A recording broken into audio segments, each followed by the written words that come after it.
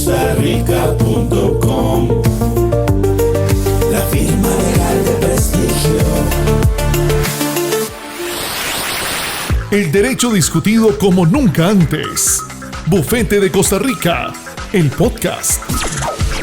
El tema de hoy es rango y valor de los instrumentos internacionales sobre derechos humanos en Costa Rica. Comenzamos con un nuevo podcast. ¿Qué más? ¿Todo bien? ¿Listos para una nueva sesión de Bufete de Costa Rica? Hoy un episodio que va al corazón de lo que nos define como país. Rango y valor de los instrumentos internacionales sobre derechos humanos en Costa Rica. Antes de entrar en materia, agradezco al licenciado Larry Hans Arroyo Vargas por su investigación que sirve como cimiento de este episodio. Y para darle vida a este análisis, tenemos a dos invitados de lujo. Andrea, la realista pragmática, siempre con los pies en la tierra del derecho aplicado.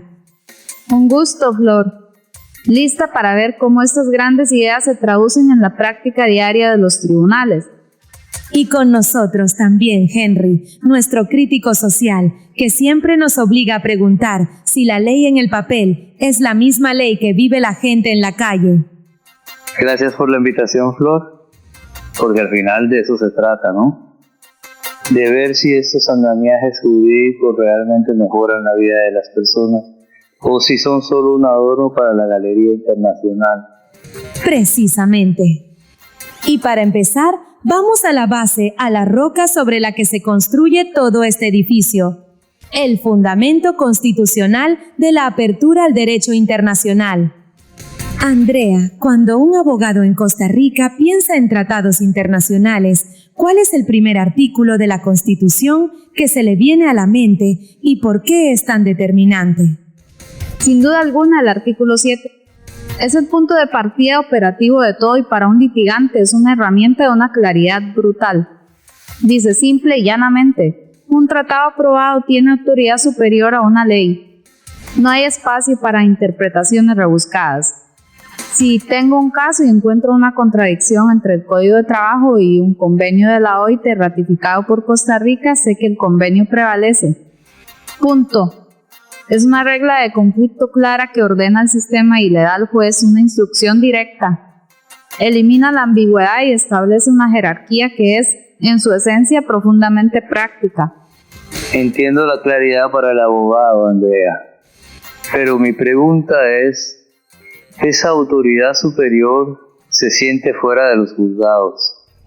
Porque en la práctica vemos leyes que se aplican todos los días y que a ojos de muchos chocan con principios de derechos humanos consagrados en tratados. Pensemos en normativas que afectan a comunidades indígenas o en políticas migratorias. El artículo 7 suena muy bien, muy progresista, pero si no hay un mecanismo que lo active de forma automática para la persona de a pie, no se queda en una declaración de intenciones para una élite legal. Es una crítica válida, Henry, pero ahí es donde entra la segunda pieza del engranaje, que es igual o más importante, el artículo 48 El artículo 7 te da la jerarquía, el qué. El 48 te da el cómo, la acción, es el catalizador que saca el derecho internacional del abstracto y lo pone en manos del ciudadano. Al permitir un recurso de amparo no solo por violación a la Constitución, sino también por violación a un tratado de derechos humanos, le estás dando a esa persona de la que hablas, que a ese miembro de una comunidad indígena o a ese migrante, una llave maestra para ir directamente al tribunal más alto y decir, esta ley o esta acción administrativa me está violando un derecho que Costa Rica se comprometió a respetar en este tratado. Convierte el principio del artículo 7 en una causa de acción directa e inmediata. Sin el 48, el 7 sería una pieza de museo, con el 48 se convierte en un arma para la defensa de derechos. Un arma sí, pero ¿quién sabe usarla? Bueno, ¿y quién tiene el tiempo y los recursos para llegar hasta la sala constitucional? Sigue pareciéndome un sistema que, aunque bien diseñado en teoría, en la práctica depende demasiado de la capacidad del individuo para navegar un sistema legal complejo. La equiparación procesal es un avance técnico, no lo niego, pero la verdadera equiparación, la social, sigue siendo una brecha. La existencia de la herramienta no garantiza el acceso a ella.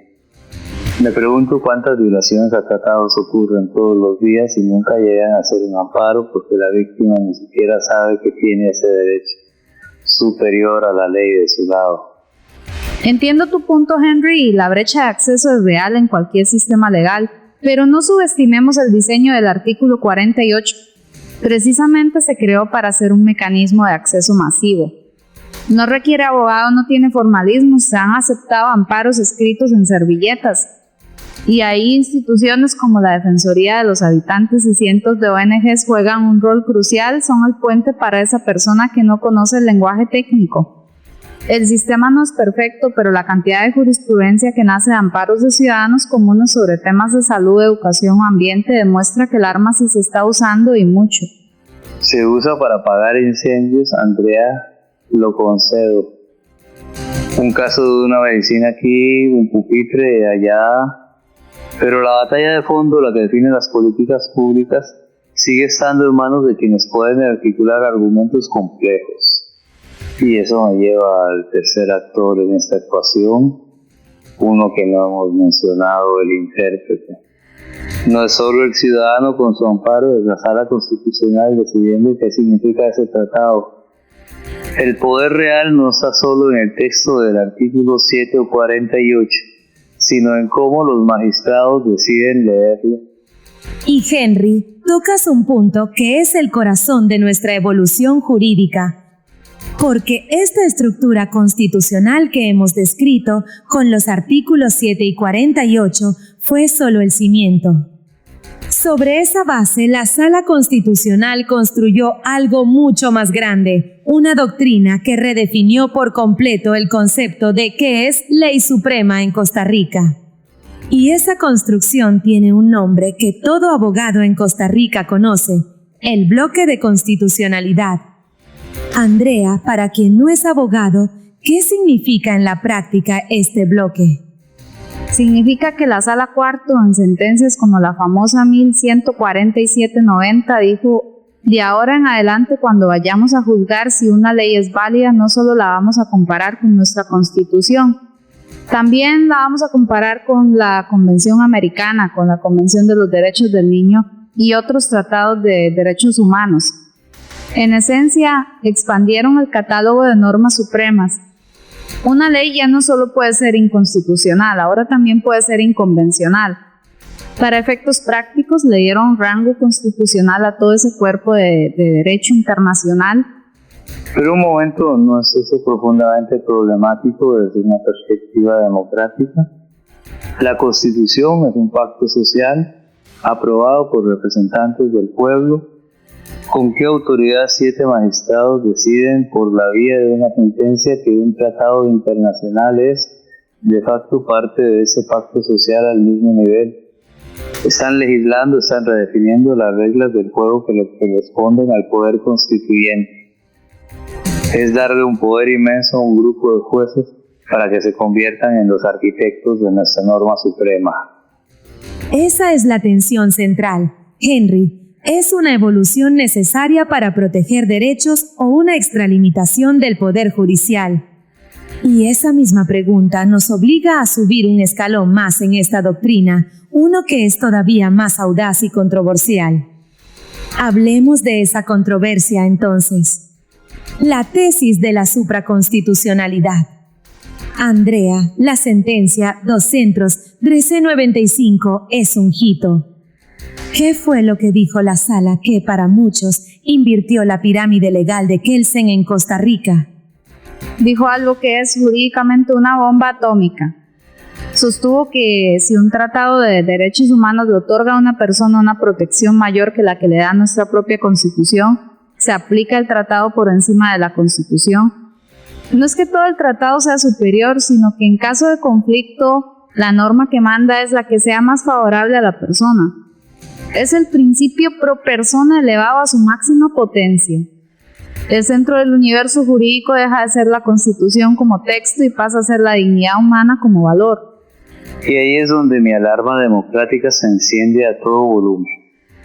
7 magistrados sin un mandato popular deciden que nuestro pacto social fundamental, la Constitución, puede ser desplazado por un instrumento externo. Esto redefine la soberanía de una manera radical. Le estamos diciendo al mundo que la última palabra sobre nuestros derechos más fundamentales no la tiene necesariamente el pueblo de Costa Rica, sino un comité internacional o una corte supranacional cuya interpretación evoluciona sin nuestro control directo. Una cesión de soberanía o una evolución del concepto mismo de soberanía. El debate es profundo. Pero si aceptamos esta nueva jerarquía, donde la norma más protectora es la que rige, esto no puede ser solo una regla para los jueces en un caso concreto. Implica una obligación para todo el aparato estatal de poner la casa en orden, ¿cierto? Absolutamente, Flor. Y no es una sugerencia, es un mandato.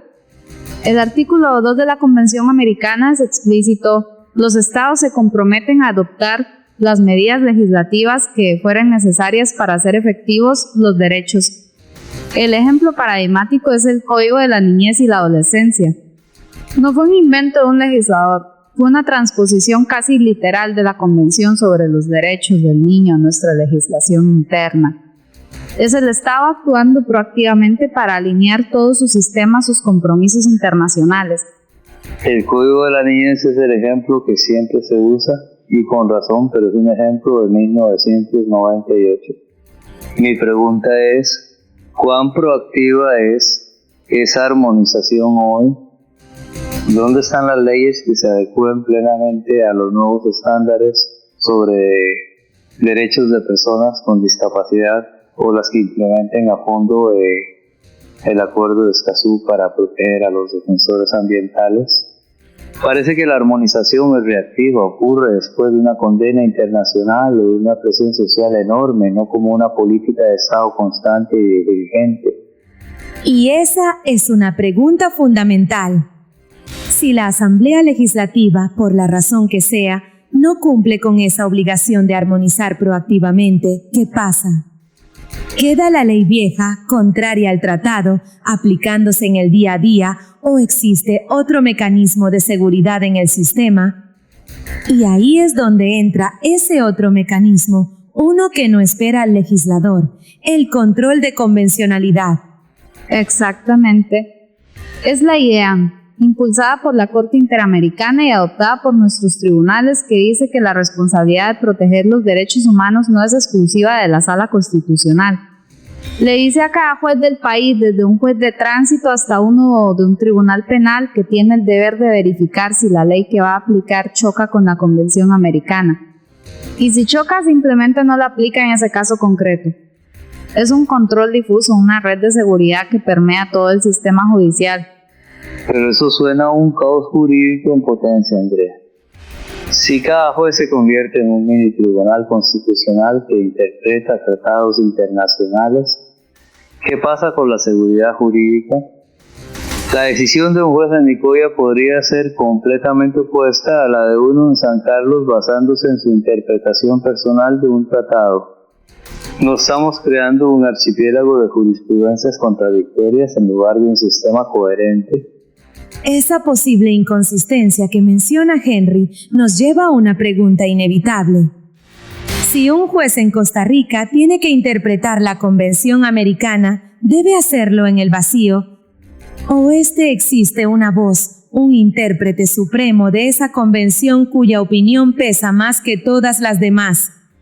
Andrea, esa voz existe y de hecho tiene su sede aquí mismo en San José. Exactamente. Es la Corte Interamericana de Derechos Humanos. La tesis de nuestros tribunales es que la Corte es la intérprete auténtica de la Convención. Por tanto, sus sentencias no solo son vinculantes para Costa Rica cuando es parte de un caso, sino que sus interpretaciones se integran al tratado. El caso de la fecundación in vitro es el ejemplo más radical. Una sentencia de la Sala Constitucional fue revertida por una decisión de la Corte y el Estado tuvo que acatar. ¿Eso responde a tu pregunta sobre el caos, Henry? Hay un vértice interpretativo que unifica el criterio. Pero eso es aún más grave. Estamos diciendo que 7 jueces internacionales que no responden ante el pueblo costarricense tienen el poder de anular una decisión de nuestro máximo tribunal constitucional. Esto ya no es un diálogo entre sistemas, es una subordinación. Se debate un tema sensible, con profundas implicaciones morales y sociales para el país. Nuestra Sala Cuarta toma una decisión y un órgano externo viene y nos dice no, su interpretación de los derechos está equivocada. La correcta es esta. ¿Dónde queda la soberanía popular en esa ecuación? Y esa es la pregunta del millón, Henry. ¿Dónde termina el derecho nacional y empieza la jurisdicción supranacional? Hemos dibujado una arquitectura jurídica increíblemente sofisticada, con jerarquías, bloques y controles. Pero al final del día, ¿cómo hace un ciudadano de a pie para activar todo este poderoso engranaje en su favor? Y ahí es donde el sistema costarricense cierra el círculo, volviendo al inicio de nuestra conversación. Andrea, ¿cuál es esa llave maestra? Volvemos al artículo 48 y al recurso de amparo. Es el mecanismo de infantería de los derechos humanos en Costa Rica. Y es increíblemente efectivo precisamente porque es simple. Sin abogados, sin formalismos, rápido. Es la herramienta que ha garantizado desde la accesibilidad universal para personas con discapacidad, basándose directamente en la Convención de la ONU, hasta la protección contra la violencia de género, invocando la CEDAW. Y no solo protege derechos clásicos, fue un amparo el que reconoció el acceso a Internet como un derecho fundamental instrumental mucho antes de que se discutiera en la Asamblea Legislativa. El amparo es una herramienta poderosa para derechos ya consolidados, no lo niego, pero ¿qué tan efectiva es para los derechos que están naciendo hoy? Pienso en el derecho al olvido de Internet, la protección de nuestros datos frente a la inteligencia artificial, los neuroderechos. El sistema es bueno reaccionando a violaciones de derechos que ya entendemos bien, pero tiene la agilidad para anticipar y proteger a las personas de las amenazas que apenas estamos empezando a comprender. Y tocas un punto clave, Henry. Porque el sistema no es una foto fija, es una película en constante movimiento. Hemos hablado de su pasado y su presente, pero ¿cómo está respondiendo este andamiaje a esos desafíos del siglo XXI que mencionas? Andrea, ¿cómo responde el sistema a estos nuevos retos? La respuesta ha sido notablemente ágil, precisamente por la apertura que hemos discutido. La jurisprudencia sobre protección de datos personales no nació de una ley nueva, sino de interpretar el derecho a la intimidad ya protegido a la luz de los desafíos digitales. Lo mismo con el Acuerdo de Escazú. La Sala lo ha usado para fortalecer el derecho a un ambiente sano. El sistema no necesita reinventarse para cada nuevo desafío, su diseño le permite evolucionar. Evolucionar sí, pero siempre un paso por detrás de la crisis. Reaccionamos cuando el daño ya está hecho. El verdadero desafío futuro no es si un amparo puede resolver un caso de discriminación algorítmica, sino si podemos crear un marco que lo prevenga. Y persiste el problema de fondo, la brecha entre el reconocimiento formal del derecho y su goce efectivo. Tener la sentencia más progresista del mundo sobre derechos digitales no significa nada para la persona que ni siquiera tiene acceso a Internet. Pero esa brecha, Henry, es un desafío de política pública, de inversión, de educación. No es una falla del andamiaje jurídico. El sistema legal le da al Estado las herramientas y la obligación de actuar. Que el poder político no lo haga con la celeridad necesaria es otra discusión. La estructura está y es sólida. Una estructura sólida, sí. Pero un edificio legal impresionante en medio de una realidad social que a menudo no puede ni encontrar la puerta de entrada. Esa es la tensión que, para mí, sigue sin resolverse. Y esa tensión que mencionas, Henry, es quizás el motor que mantiene vivo a este sistema. Hemos recorrido un camino fascinante. Partimos del fundamento constitucional de la apertura al derecho internacional, vimos cómo sobre esa base se dio la construcción jurisprudencial del bloque de constitucionalidad y llegamos a la tesis revolucionaria de la supraconstitucionalidad. Analizamos cómo esto impone una obligación estatal de armonización normativa y activa tanto el control de convencionalidad como mecanismo de garantía, como el carácter vinculante de la jurisprudencia interamericana. Aterrizamos en los mecanismos de tutela efectiva de los derechos para el ciudadano y finalmente exploramos los desarrollos recientes y perspectivas futuras. Un sistema complejo, lleno de logros y desafíos. Andrea, una brevísima reflexión final para nuestra audiencia. Que a pesar de sus imperfecciones y las brechas que existen, este sistema es una declaración de principios. Es la decisión soberana de Costa Rica de poner la dignidad humana por encima de todo. Y esa es una base sobre la que siempre se podrá seguir construyendo. No se vayan porque justo ahora escucharemos la opinión en vivo del licenciado Arroyo. Y con ustedes, la opinión del licenciado Arroyo.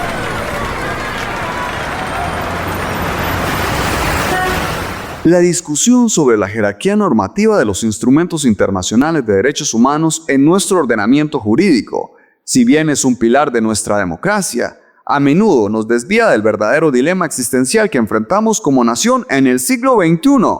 No se trata de dirimir si poseen un rango supraconstitucional o infraconstitucional. Ese es un debate para las aulas, no para la arena global, donde se forja el destino de nuestra gente.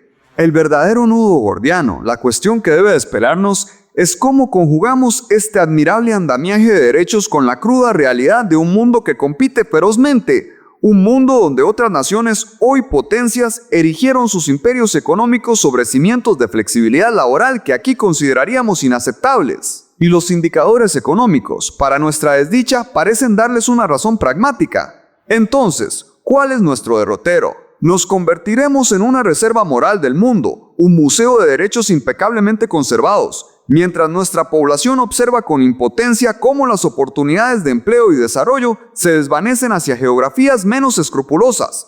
Sostengo que esta es una falsa dicotomía, un sofisma que nos paraliza. El futuro no yace en una renuncia a nuestros principios, sino en una reinvención radical de nuestro concepto de competitividad. La verdadera innovación no está en emular modelos de explotación del pasado, sino en capitalizar lo que nos hace únicos. Debemos convertir nuestro compromiso con los derechos humanos en nuestra marca país más potente, en un factor de producción. ¿Cómo? Atrayendo inversión que no solo busca mano de obra, sino mentes brillantes que exigen vivir en una sociedad justa y estable, fomentando industrias de alto valor agregado, donde la creatividad y el bienestar del trabajador no son un lastre, sino el motor mismo de la productividad. Debemos liderar la cuarta revolución industrial desde la ética, demostrándole al mundo que la dignidad humana y la prosperidad económica no solo son compatibles, sino que en la economía del conocimiento son interdependientes. La disyuntiva, por tanto, no es entre derechos o trabajo. El imperativo es transformar nuestro profundo respeto por la persona en la ventaja competitiva definitiva.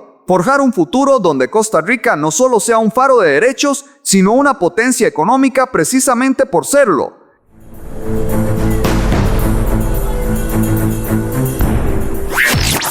Esto ha sido todo por hoy. Hasta la próxima emisión de Bufete de Costa Rica.